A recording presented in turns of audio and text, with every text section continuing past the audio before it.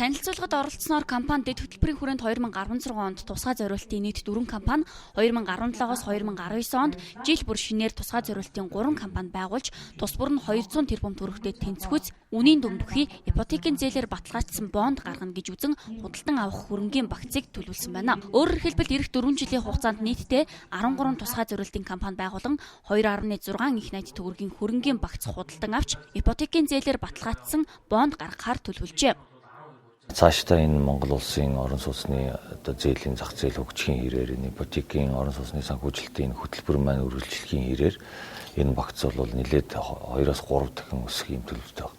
Тэгэхээр нийт багц өсөж байгаа учраас мэдээж үнээс олж байгаа хүүгийн орлого бол тэр хэмжээгээр нэмэгдэнэ. Ер нь цаашдаа бол баг компани цэвэр ашиг нь жилдээ 100 тэрбум төгрөх юм төлөвтэй байгаа. Тэм учраас энэ компаниг өнөөдөр олон нийтэд санал болгож байгаа нь өөрөө бол бас Монгол улсын банк санхүүгийн төдийгүй бас хөрөнгийн зах зээлийн бас түүхэн үйл явдал болж байна гэж хувьдаа үзэж байна.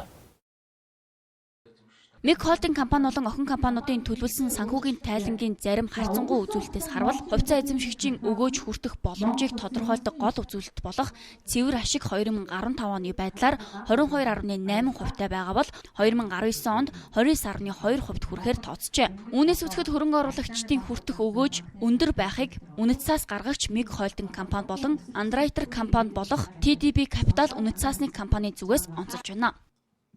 Манай өөрийн орон сууцны санхүүгийн корпорацийн хөрөнгийн өгөөж бол 10% байгаа. За тэгээд нээлттэй хувьцаат компани болоод тэгээд шинээр бонд гаргаад дахиж 12 сарын 31-ний байдлаар ямар санхүүгийн үр дүнтэй байх вэ гэхдээ зэрэг бол бидний хөрөнгийн өгөөж толгой компани холдингийн хувьд бол нэлээд өндөр гарах магадaltaй 24 орчим хувьтай. За компани өөрийн манай орон сууцны санхүүгийн корпорац буюу тэр анхны байгуулагдажсэн энэ компани маань бол ойролцоогоор хувьцаа эзэмшигчтэй өнгөрсөн хугацаанд бол бараг 30% өгөөжтэй ажиллаж байсан. Одоогоор арилжааны банкуд нийт хувьцааны 80.9%-ийг эзэмшдэг.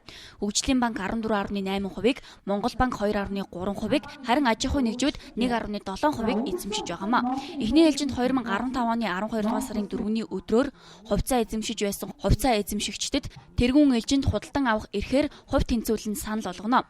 Үүний дараа нэмж гаргаж буй хувьцааны тэргүүн ээлжинд хэрэгжээгүй хэсгийг олон нийтэд санал болгон худалдахаар байгаа. Тэргүүн ээлжинд санал болгох үнийг 12 мянган төгрөг байхаар шийдвэрлсэн. Мөн анхдагч зах зээлд санал болгох үн дээрхтэй адил 12 мянган төгрөг байх юм байна. Нэмж хувьцаа гаргаснаар нийт 37.2 тэрбум төгрөг татан төвлөрүүлэхээр төлөвлөжээ.